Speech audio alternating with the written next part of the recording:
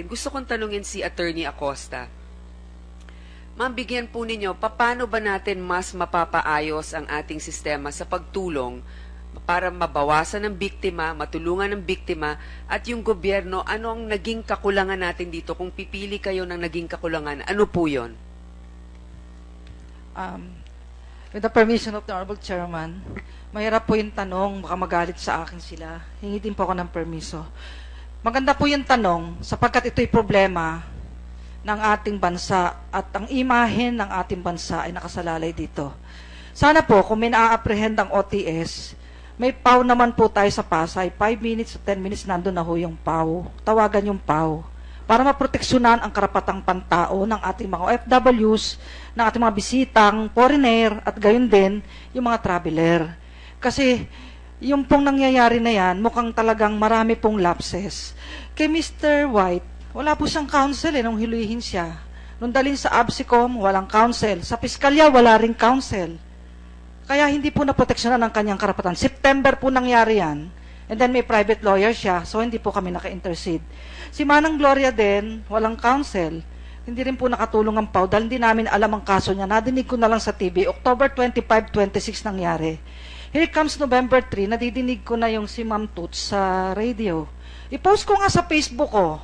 May, punishable by reclusion perpetua yung nagpa-plant. And then, tawag sa PAW, hotline, 929-9436. Pati po yung personal phone ko, binigay ko sa public. And then, ang dami na hong nag-share, nag-like, naging viral. And then, November 4, tumawag po sa akin si Mr. Dominic Almenor ng DCMM at si Dante Jimenez ng BACC. Merong 5 huli, walang abogado sa ABSICOM. So, sinugo ko po yung aking 2 PAW lawyers from Pasay. Si Attorney Erwin Angeles at si Attorney Pedro Mabasa. Kasi MC po ako sa PAGBA, sa Philippine Association of Budget Officers of the Philippines. Di po ako makaalis. Bumalik po sila after 4 hours. Sabi niya, Chief, bigo kami, hindi namin napalaya yung 5. Bakit? I-inquest pa rin ganon. At submitted for resolution pa raw, sabi ng ABSICOM. May 77 years old doon, si Lolo Santiago, sakitin, PhilAm, papuntang LA. So, galing pong Iloilo, pumasa sa screening sa Iloilo to Manila, bakit sa Terminal 2, nagkabala? So, tanimbala po talaga yan, maliwanag pa sa sikat ng araw. And then, sabi ko, sige, tapusin ko lang to, pupunta ko sa piskal, ipaparelease ko sila for further investigation. I argued before the city prosecutor, si Prosecutor Nolasco Fernandez, what if ang senador ang matamnan ng bala? What if kung judge? What if kung justice? Anong gagawin mo? Papakulong mo din? So, I'm now moving for further investigation. Sabi niya, sige, granted, PAW chief Sabi ganon, hindi ka ako, walang biro dito. Isipin mo na lang, nakakaya na tayo.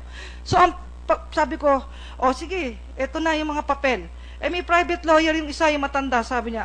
Wala naman yung lawyer niya, na private lawyer. Tignan natin, sabi ko, 5 po yun.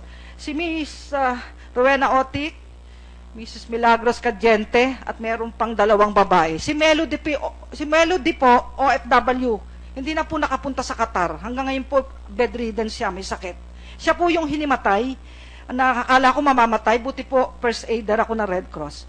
So, ang nangyari po, yun nga po. And then, di pagdating po namin doon sa ABSICOM, yung piskal, sumama. Buti sumama yung prosecutor.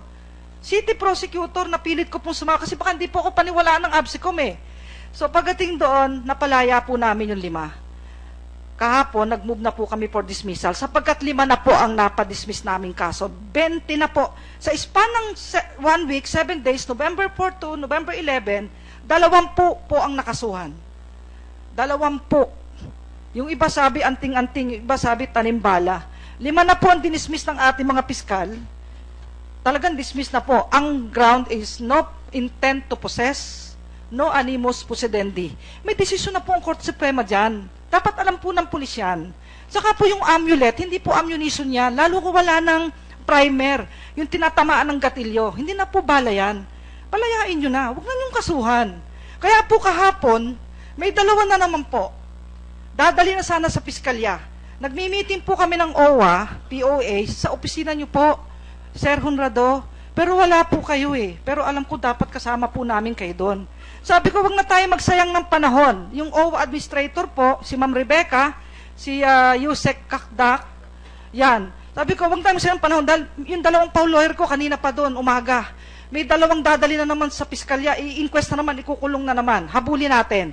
So, yung pong taga-ABSICOM na nandoon, kaklase nung isang escort ko, so pinakiusapan ko, tawagan mo yung ABSICOM, wag mo nandalin. Magmo-motion ako dun sa ABSICOM. Buti wala na si Colonel Layog, inalis niya yata, sir. Nawala na yata yun. Pumalit si Colonel Samala. Ang dami pong media doon. Sabi ko, I am moving for the dismissal of the cases of these 2 OFWs papuntang Taiwan. Ayan, hindi makakasakay. Paano yan? Mawalan ng trabaho. What is your ruling? Sabi kong ganon. Sagot nung nasinda ko yata, granted. O, hindi po nakasuhan sa piskalya. Bakit po? Bakit yun nasabi nga? Dahil nga yung bala nila, dala nila, walang laman, o ano po? Kasi usually, pag anting-anting nabili sa Quiapo, wala nang pulbura yon. Kasi wala mahuhuli rin sila doon ng pulis. So, ganun po yung dalawa na yon, walang pulbura. Well, ang tingin ko po, wala na yon. Kasi sa Quiapo, kung magtitinda sila ng actual bala, huhuli sila ng pulis Maynila. Usually, ang ginagawang anting-anting, fired bullets na po yan. Wala nang primer sa ilalim.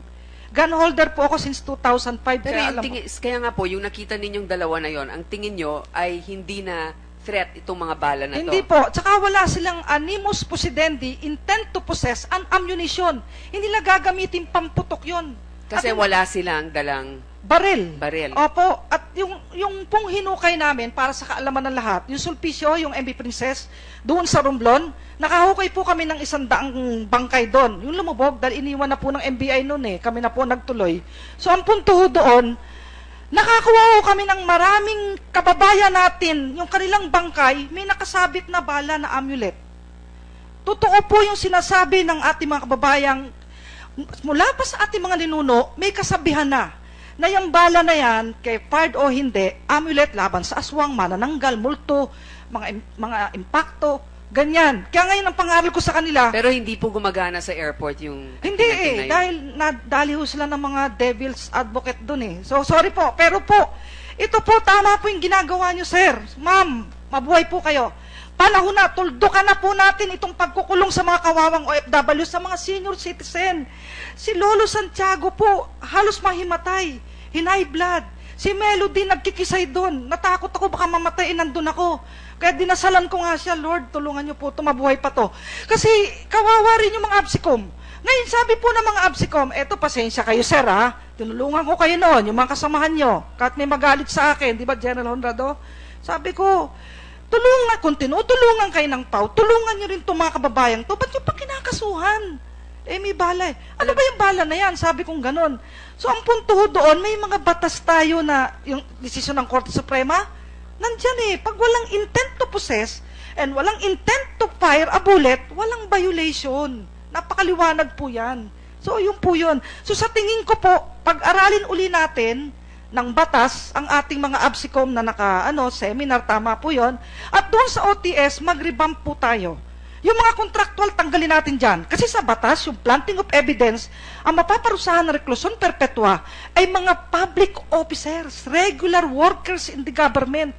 Hanggang contract of service, contractual po yung ating mga nag-i-screen dyan, hindi po matatakot yan dahil hindi sila madidismiss from service. Hindi mabigat ang parusa. Walang perpetual disqualification. Kaya po sa tingin ko, tama po ito. Napakagandang pagkakataon upang tuldukan na ng ating mga senador ng Blue Ribbon ang problemang ito. Kawawa po sila. Nung kunin ko po itong 5, gutom na gutom. Pinakain ko po dun sa katabi ng baby na choking, alas 12 na ng gabi. At meron pa po ako isang experience, pasensya na po. Merong isang prosecutor, babae, pumunta doon, galit na galit sa akin. Bakit to pinalaya namin si Lolo Santiago? Yung 77-year-old ay may private counsel. Sabi ko, so what if there is a private counsel? Nung sunduin ko po sila, yumakap na lahat sa akin, ayaw na magpaiwan. Nasaan siya nung oras na yon, yung private counsel na yon na sinasabi nila? Dapat matuwa sila, magpasalamat sila. May mga PAW lawyers na tumutulong sa ating mga kabayan. Bakit sila nagagalit?